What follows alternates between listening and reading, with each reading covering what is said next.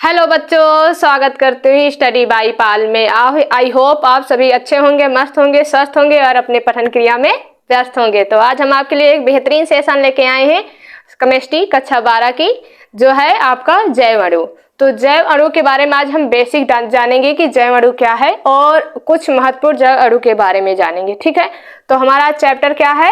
जैव अणु। तो इसको एकदम बेसिक और शॉर्ट आउट करेंगे, जो आपको आज हम जैसा पढ़ाएंगे आपको कभी नहीं भूलेगा। यानी जैव अणु आज हम पूरा डिटेल से एकदम समाप्त कर देंगे। तो सबसे पहले जानेंगे जैव अणु क्या है। तो इसकी डिफिनीशन क्या होती है कि वे यौगिक या अणु जो जैविक क्रियाओं में सहायक होते हैं। सबसे पहले हम जानेंगे जैव है क्या। जो जितने भी जीवित आपके चाहे वो मानव हो चाहे जानवर हो, यानी लिविंग थिंग्स जितनी भी हैं, वो कुछ ना कुछ क्रियाएं करते हैं, जैसे कि प्रजनन, भोजन ग्रहण करना, उत्सर्जन करना, सारे श्वसन करना। ये सारी क्रियाएं करती हैं जो लिविंग थिंग्स होती हैं, जैसे मनुष्य हो गए, जानवर हो गए, कीट पतंगे हो गए, सभी जीव। यानी वे सभी जीव जो आपका उत्सर्जन करते हैं, प्रजनन करते हैं, श्वसन करते हैं, वो सभी किसके अंतर्गत आते हैं? जैविक क्रियाओं के अंतर्गत आते हैं। सिंपल से आपने क्या जाना, जैव क्या है? जितनी भी जीवित पृथ्वी पर उपस्थित जीवित जीव जंतु यहाँ हमारे सभी उपलब्ध हैं, वो सभी क्या कहलाते हैं? जैव। जो निर्जीव वस्तुएं होते हैं उन्हें हम बोलते हैं अजैव। यानी निर्जीव वस्तुएं ऐसी वस्तुएं ना वो श्वसन कर सकती हैं, ना वो प्रजनन कर सकती हैं, ना ही वो अंतर्ग्रहण, कुछ भी इस तरह की चीजें क्रियाएं या जैविक क्रियाएं नहीं कर सकती हैं, वो हमारे हैं अजैव। जैव क्या है? जो भोजन करते हैं, भोजन ग्रहण करते हैं, श्वसन करते हैं, प्रजनन करते हैं, सारी क्रियाएं जैविक क्रियाएं करते हैं, वो हमारे जैव कहलाते हैं। इसको साइंटिफिक अगर हम पढ़ेंगे जैव अणु, ये क्या है? जैव अणु। तो जो जैविक क्रियाओं में सहायक होते हैं वो क्या कहलाते हैं? जैव अणु कहलाते हैं। यानी वे यौगिक या अणु जो क्या होते हैं? जैविक क्रियाओं में सहायक होते हैं। अब जैसे हमें भोजन ग्रहण किया, तो भोजन ग्रहण करने में हम क्या क्या ग्रहण करते हैं? जैसे आपने दाल चावल रोटी कुछ भी खाया, तो आपको जैसे चावल है, चावल में कार्बोहाइड्रेट है, आपने चीनी या कुछ भी खाया, सुक्रोज, ग्लूकोज, सारी चीजें ग्रहण करते हैं। ये सारी चीजें क्या है? ये जैव अणु है। यानी वे अणु वे यौगिक जो जैविक क्रियाओं में क्या होते हैं? सहायक होते हैं, वो हमारे कहलाते हैं जैव अणु कहलाते हैं। जैसे कि हमने कुछ महत्वपूर्ण जैव अणु लिख रखा है, आपको कोई डाउट ना बचा होगा जैव अणु में। यानी वे यौगिक या वे अणु जो जैविक क्रियाओं में क्या होते हैं? सहायक होते हैं, वो जैव अणु कहलाते हैं। कंफर्म हो गया, इसमें कोई डाउट नहीं है। अब हम जानेंगे कुछ जैव अणु, यानी कुछ महत्वपूर्ण जैव अणु कौन कौन से हैं। जैसे मैंने लिखा कार्बोहाइड्रेट। कार्बोहाइड्रेट सबसे सिंपल है, इससे क्वेश्चन भी बनते हैं। तो सबसे पहले हम जानेंगे कार्बोहाइड्रेट है क्या। कार्बोहाइड्रेट हमें किन चीजों से मिलता है और ये हमारे जीवन में क्या करता है, यानी हम इसे जब ग्रहण करते हैं कार्बोहाइड्रेट से तो हमें क्या मिलता है। जैसे आपको कार्बोहाइड्रेट है, ये हमें ऊर्जा प्रदान करता है। यानी शरीर को ऊर्जा हमें किससे मिलती है? कार्बोहाइड्रेट से। यानी कार्बोहाइड्रेट क्या करता है? शरीर को ऊर्जा प्रदान करने का काम करता है।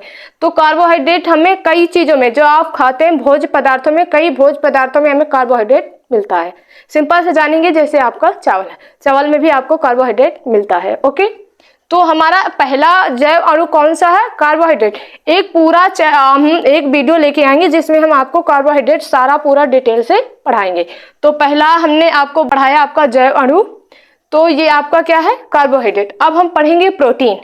प्रोटीन शरीर की मरम्मत और साथ ही साथ आपकी वृद्धि में सहायक करता है। आप कहते हैं ना, छोटे बच्चे को आप प्रोटीन देते हैं, क्यों? क्योंकि जो बच्चे का जो विकास की अवस्था होती है, वो सबसे ज्यादा जो विकास होता है बचपन में बच्चों का, वो बचपन में होता है। तीव्र विकास सबसे ज्यादा, अगर मनुष्य का सबसे ज्यादा विकास पूछा जाए तो वो बाल्यावस्था में होता है। तो प्रोटीन की जब आपकी बॉडी जब बढ़ रही होगी, यानी शरीर का जब ग्रोथ हो रही होगी, तो आपको सबसे ज्यादा जो जरूरत पड़ती है वो पड़ती है प्रोटीन की। तो प्रोटीन हमारी क्या करती है? शरीर की वृद्धि करती है। आपकी बॉडी बनाना, आपके जो जिम में जो लोग जाते हैं वो ज्यादातर प्रोटीन वगैरह ही लेते हैं। क्यों? क्योंकि वो बॉडी को, आपके मसल्स को क्या करते हैं? वृद्धि करती है, यानी बढ़ाता है, ताकत भी बढ़ाता है। तो प्रोटीन ज्यादातर शरीर की वृद्धि में, जिन बच्चों की हाइट रुकी हुई है, जिन बच्चों का शरीर वेट नहीं बढ़ता है, उनको बचपन में किसी ना किसी रूप में प्रोटीन की कमी होती, इसलिए वो बच्चे दुबले पतले रहते हैं और साथ ही साथ उनकी ग्रोथ नहीं हो पाती है। तो अब हम जानेंगे प्रोटीन हमें किन किन चीज़ों से मिलती है। जैसे प्रोटीन में आपको सबसे अच्छा उच्च अगर मिले तो होता है सोयाबीन है, आपका सोयाबीन हो गया, दालें, जितनी सभी प्रकार की दालें होती हैं, मूंगफली वगैरह, ये वो हमारे प्रोटीन के ही स्रोत होते हैं। प्रोटीन के स्रोत में सभी दालें हो गए, सोयाबीन हो गया, मूंगफली हो गई, ये सारी चीज़ें किससे हमें मिलती हैं, ये प्रोटीन हमें प्रोवाइड करते हैं, यानी प्रोटीन इनसे हमें मिलती है। कहीं मार्केट में भी आते हैं प्रोटीन के वो एड्स वगैरह, जो आप खाते हैं वो भी होते हैं। तो ये प्रोटीन क्या करती है, शरीर की वृद्धि करने में सहायक होता है, यानी हमारे शरीर की ग्रोथ में जो सबसे ज़्यादा हाथ होता है वो हमारा प्रोटीन का होता है। तो दो चीज़ हमने आपको बताया, एक कार्बोहाइड्रेट, एक प्रोटीन। अब हम जानेंगे न्यूक्लिक अम्ल। न्यूक्लिक अम्ल आपका डीएनए आरएनए यानी आनुवांशिक लक्षण। न्यूक्लिक अम्ल ये होता है आपके, जैसे आपके माता पिता से आपके में कुछ गुण ट्रांसफर होना, ये हमारे किसके द्वारा होता है, डीएनए और आरएनए के द्वारा।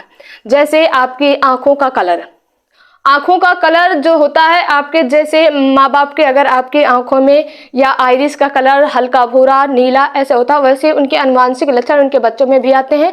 कुछ रोग भी होते हैं, जैसे आपका वर्धनता हो गया, जैसे आपका हीमोफीलिया हो गया है, ये रोग आनुवांशिक रोग होते हैं। अगर आपके माँ बाप में किसी में से एक में है तो आपके उनके बच्चों में किसी ना किसी को जरूर होगा। तो ये हमारा न्यूक्लिक अम्ल क्या है, डीएनए और आरएनए यानी डिऑक्सी राइजोबियम न्यूक्लिक अम्ल, और ये आपका आरएनए राइजोबियम न्यूक्लिक एसिड यानी अम्ल। ठीक है, इनका फुल नाम क्या है, आरएनए का राइजोबियम न्यूक्लिक अम्ल और ये इसका डिऑक्सी राइजोबियम न्यूक्लिक अम्ल, ये इसका फुल नेम है। अब हम जानेंगे विटामिन। विटामिन आपके कई प्रकार के होते हैं।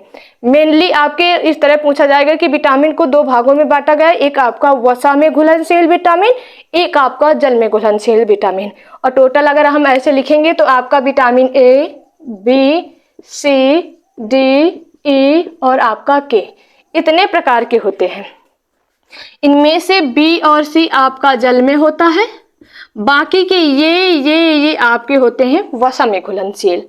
बी और सी आपके जल में घुलनशील होते हैं, ए, डी, ई के ये हमारे होते हैं वसा में घुलनशील।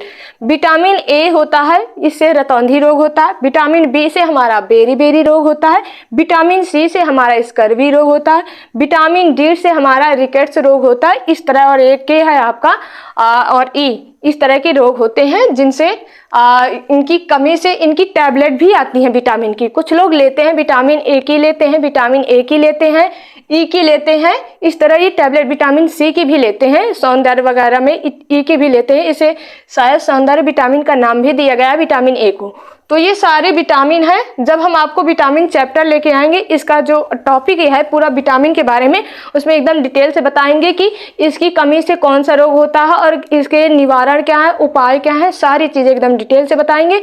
तो आज हमने क्या बताया आपको, जैव अणु, कुछ महत्वपूर्ण जैव अणु में हमने आपको कार्बोहाइड्रेट, प्रोटीन, न्यूक्लिक अम्ल और विटामिन, इतने सारी चीजें बताई हैं।